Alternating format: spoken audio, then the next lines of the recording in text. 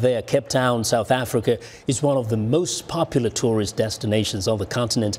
But there's something you won't see advertised in the glossy brochures: violent organized crime. In the first of a three-part series, we go inside the city's gang-infested neighborhoods. Here to tell us more is Africa 54's Hayde Adams FitzPatrick. Thank you very much, Vincent. It's called the Cape of Good Hope, but it's also known as the Cape of Storms. That is because Cape Town has a dark side, a criminal underworld.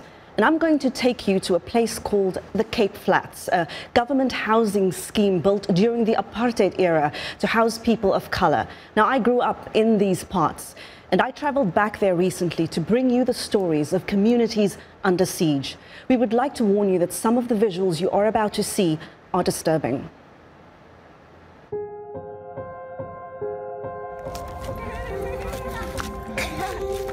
It is absolutely crazy out here. It's a war zone.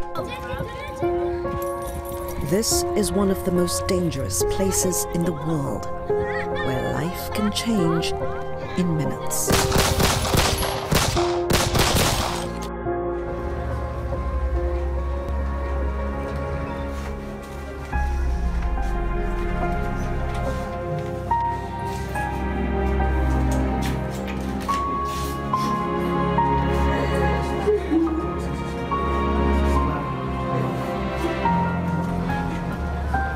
It's Human Rights Day in South Africa, a national holiday.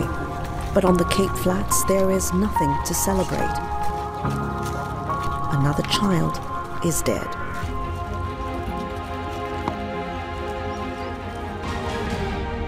Zinedine Pelton was on his way home from school when he got caught in gang crossfire. He was 14 years old.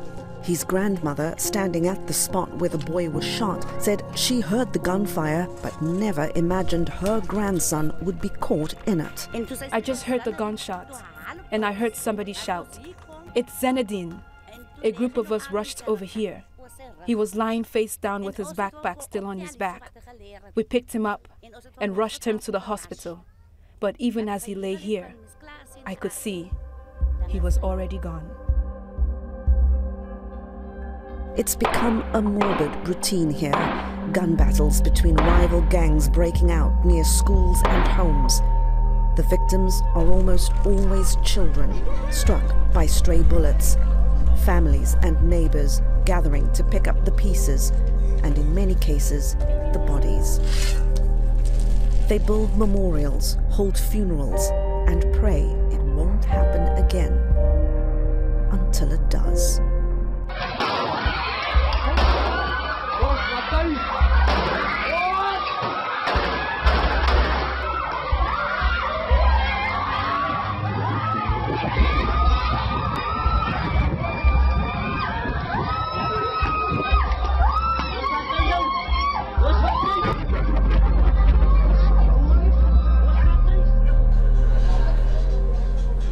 Ridwan Jacobs has lived on the Cape Flats his entire life. He says the violence here is now worse than ever.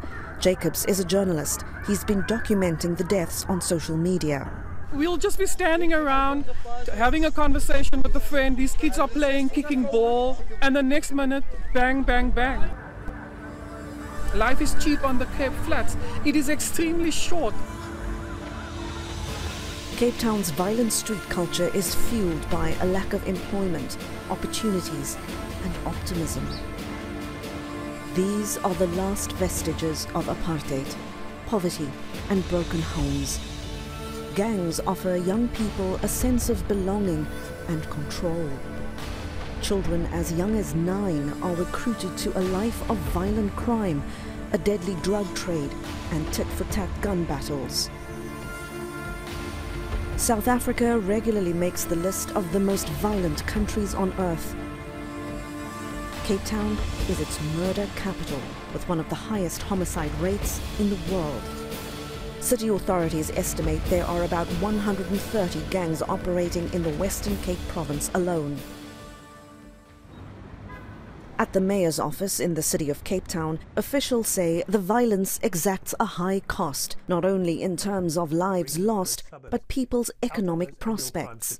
We're tired of seeing those suburbs feature year after year in the top 10 list. It makes for intolerable living there. It means you can't run any other meaningful programs. You can't keep housing offices open. You can't keep clinics open. Everything is under stress. You can't run proper sports programs. You can't get public sector investment. You can't get job investment. You can't create jobs because the bullets keep on flying. Jacobs believes the only solution is to bring in the army to protect the people of the Cape Flats from what he calls the war happening on their doorsteps. And tomorrow, in part 2, we'll take a closer look at the victims of gun violence on the Cape Flats, and we'll bring you the story of one unlikely survivor who is beating the odds.